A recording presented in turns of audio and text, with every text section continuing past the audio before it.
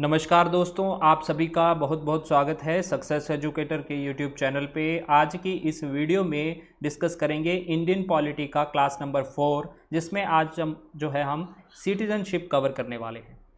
Already हमने 3 lecture बना दिए हैं, लिंक आपको डिस्क्रिप्शन में मिल जाएगा, उन्हें भी देख लीजिएगा।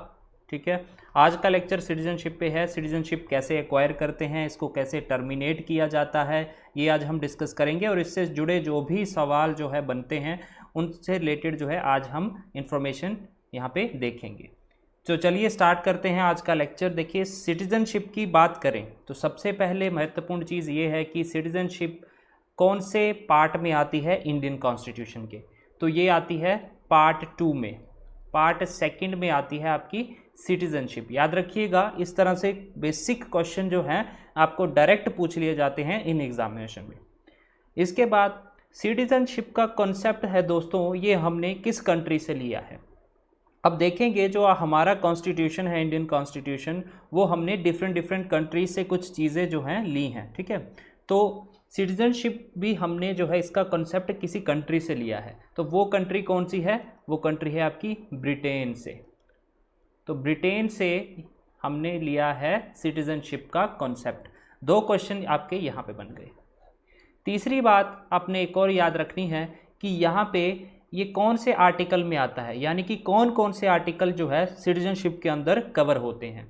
तो आर्टिकल 5 से लेके आर्टिकल 11 तक कवर करता है आपका सिटीजनशिप।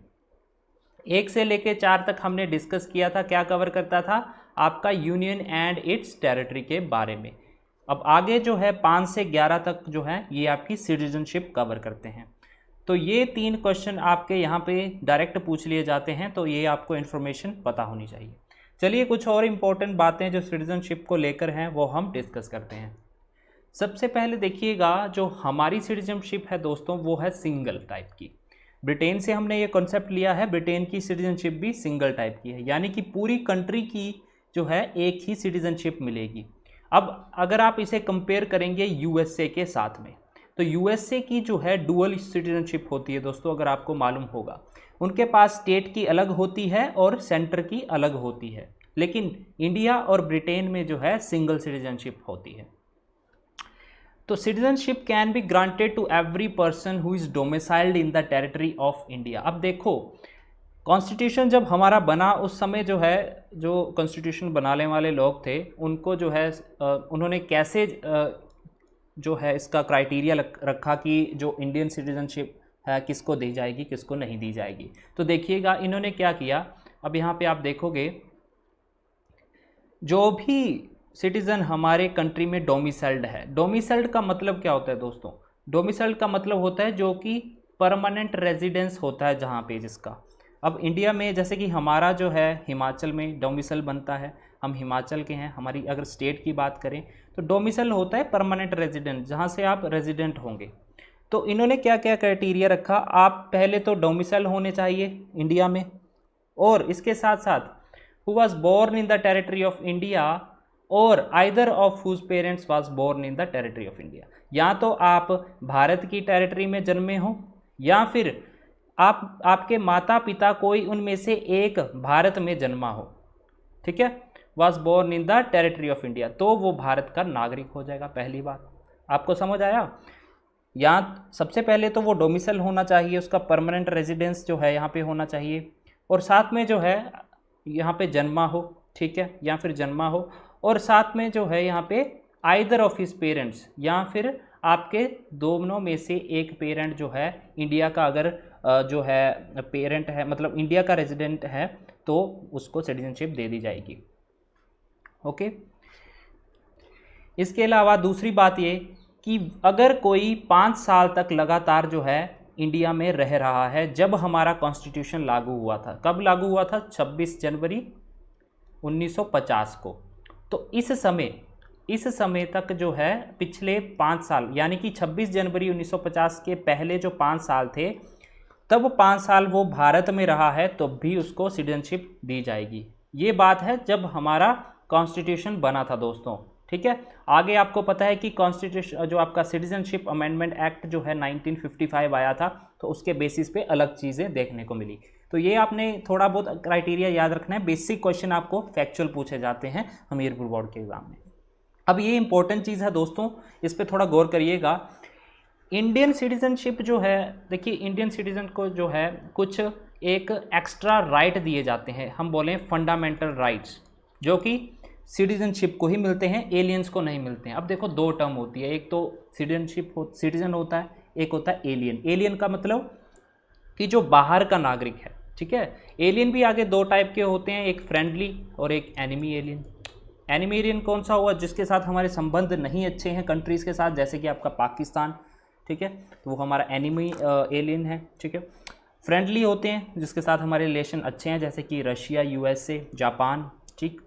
तो यहाँ पे एलियंस मीन्स फॉरेनर जो होते हैं उनको ये जो है फंडामेंटल राइट नहीं प्रोवाइड करवाए जाते, सिर्फ जो है इंडियन सिटीजन को प्रोवाइड करवाए जाते हैं। कौन कौन से?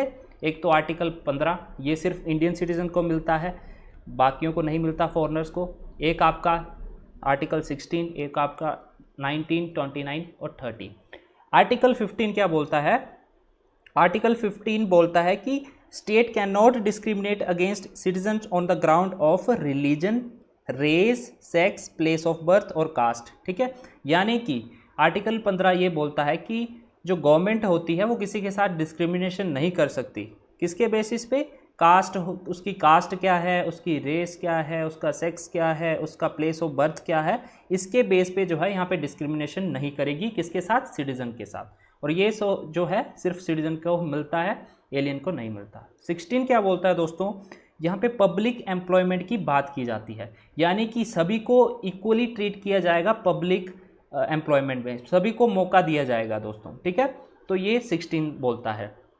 19 क्या बोलता है? देखिए 19 में जो है आपके 6 राइट हैं डिवाइड, जैसे कि पीसफुली आप जो है प्रोटेस्ट कर सकते हैं कंट्री में, एक साथ इकट्ठे जो है यहाँ पे प्रोटेस्ट कर सकते हैं।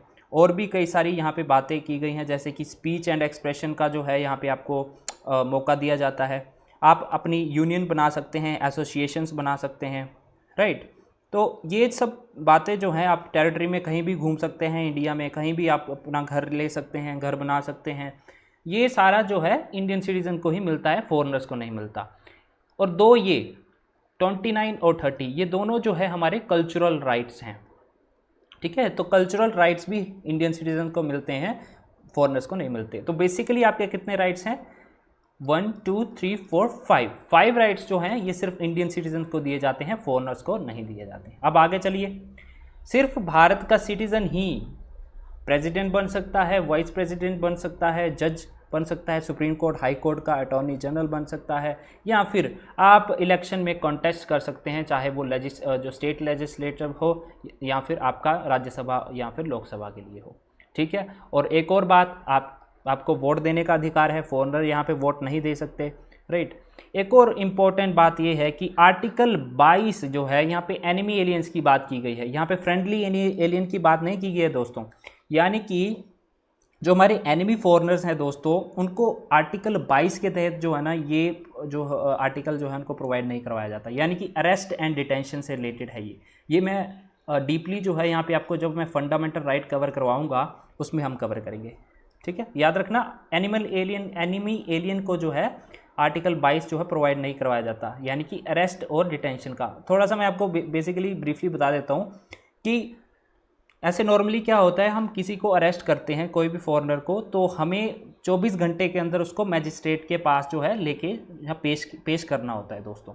लेकिन इस केस में जो है यहाँ पे हम डायरेक्टली पुलिस जो है यहाँ पे अपनी कस्टडी में किसी को भी ले सकती है, एनिमी एलियंस को, राइट। तो ये जो है यहाँ पे कुछ जिम्मेदारी होती है पुलिस की, लेकिन यहाँ पे इस केस में जो है यहाँ पे कोई पूछताछ नहीं की जाती, डायरेक्टली जो है उसे अरेस्ट कर लिया जाता है। और उसके लिए कोई जैसे लॉयर, जैसे जो फ्रेंडली एलियंस हैं वो अपना लॉयर जो है हायर कर सकते हैं अपने पसंद का, लेकिन यहाँ इस केस में वो नहीं कर सकता, ठीक है। तो ये हम डिटेल में फंडामेंटल राइट जब करेंगे तब पढ़ेंगे।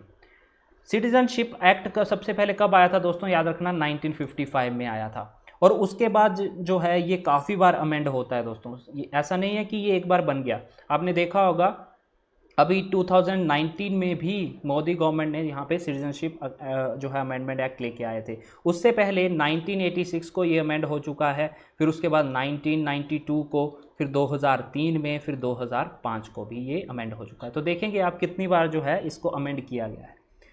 लेकिन ये इम्पोर्टेंट है हमारे लिए जब सबसे पहली बार जो है एक्ट आया था। एक और बात दोस्तों, सिटीजनशिप को चेंज करने के लिए, इसमें कोई भी अमेंडमेंट के लिए जो है किसके पास पावर होती है, तो याद रखना पावर होती है आपकी पार्लियामेंट के पास में।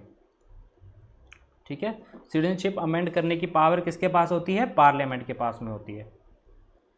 तो आर्टिकल जो आपका सिटीजनशिप एक्ट जो है 1955, ये क्या बोलता है, आप सिटीजनशिप कैसे ले सकते थे। Generally, every person born in India on or after January 1950 shall be a citizen of India if either of his parents was citizen of India at the time of his birth.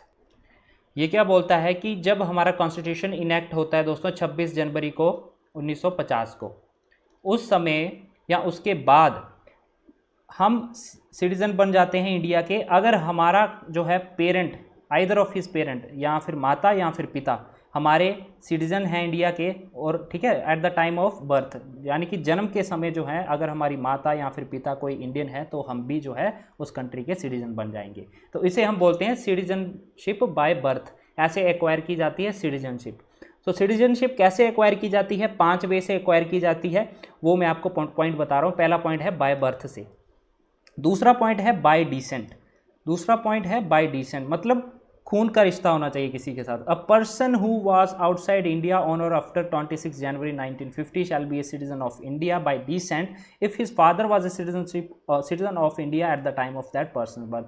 अब यहाँ पे भी वही बात की जाइए, लेकिन यहाँ पे बात की गई है आउटसाइड इंडिया। अगर आपका जन्म जो है दोस्तों आउटसाइड इंडिया होता है 26 जनवरी या फिर उसके बाद में, तो आप बाय डिसेंट से जो है इंडियन सिटीजनशिप बन सकते हो। क्योंकि अगर आपके माता या पिता जो है जो आपके फादर हैं, सॉरी यहाँ पे सिर्फ फादर की बात की गई है, अगर फादर जो हैं उस समय इंडिया के सिटीज़न हैं, अगर आपका जन्म बाहर हो रहा है और आपके फादर जो हैं इंडिया के सिटीज़न हैं, तो आप भी इंडियन सिटीज़न बन जाएंगे। तो ये होता है बाय डिसेंट। तो बेसिकली आपको डायरेक्ट क्वेश्चन पूछा जाएगा बाय बर्थ बाय डिसेंट, ये 2 हो गया एक्वायर करने के, सिटीजनशिप कैसे एक्वायर की जाती है। तीसरा जो है यहाँ पे रजिस्ट्रेशन के साथ, ठीक है, रजिस्ट्रेशन के साथ और नेचुरलाइजेशन के साथ। देखो पर्सन जो आपके 7 साल तक लगातार इंडिया में अगर आप रह रहे हो और आपके पास एडिक्वेट नॉलेज है किसकी, इंडियन लैंग्वेज की, आप इंडियन लैंग्वेज जानते हो, तो आप बाय नेचुरली जो है इंडियन सिटीजन बन जाते हैं। लेकिन इसके लिए आपको रजिस्ट्रेशन भी करवाना पड़ता है, ठीक है, 7 साल तक कम से कम आपको रहना पड़ेगा। फिर उसके बाद 7 साल के बाद आप रजिस्टर करवाएंगे, फिर आगे जो है 6 साल आपको और रहना पड़ेगा, फिर आपको जाके यानी कि कुल मिला के 11 से 12 साल में आपको सिटीजनशिप दे दी जाती है बाय नेचुरलाइजेशन। फिर आता है टेरिटरी एक्वायर कर लेती है अगर भारत किसी और कंट्री, जैसे कि मान लो कल को हम चाइना को एक्वायर कर लेते हैं, पाकिस्तान को एक्वायर कर लेते हैं, तो उनके सिटीजन क्या हो जाएंगे, ऑटोमेटिकली हमारे जो इंडियन सिटीजन बन जाएंगे।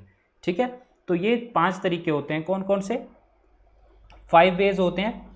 एक तो आपका बाय बर्थ एक्वायर करने का, दूसरा बाय डिसेंट, तीसरा जो है रजिस्ट्रेशन के थ्रू, एक है नेचुरलाइजेशन के थ्रू, और लास्ट वन इज अगर कोई टेरिटरी एक्वायर कर लेता है भारत किसी कंट्री की, तो वो हमारा सिटीजन बन जाएगा। अब देखिए ये तो एक्वायर करने की बात है। एक बात होती है दोस्तों कि कैसे जो है आपकी सिटीजनशिप लॉस्ट हो जाएगी, यानी कि टर्मिनेट हो जाएगी। ठीक है, तो कैसे कैसे, इसके 3 तरीके हैं, एक तो रिनंसिएशन, एक है टर्मिनेशन और एक है डेप्रिविएशन। तो 3 तरीके से जो है आपकी सिटीजनशिप खो सकती है, लॉस्ट कर सकते हो आप उसे, ऐसे रिनंसिएशन से। रिनंसिएशन का मतलब होता है कि आपने खुद जो है अपनी सिटीजनशिप वापस दे दी, ठीक है, आपने खुद ही छोड़ दी अपनी कंट्री की सिटीजनशिप।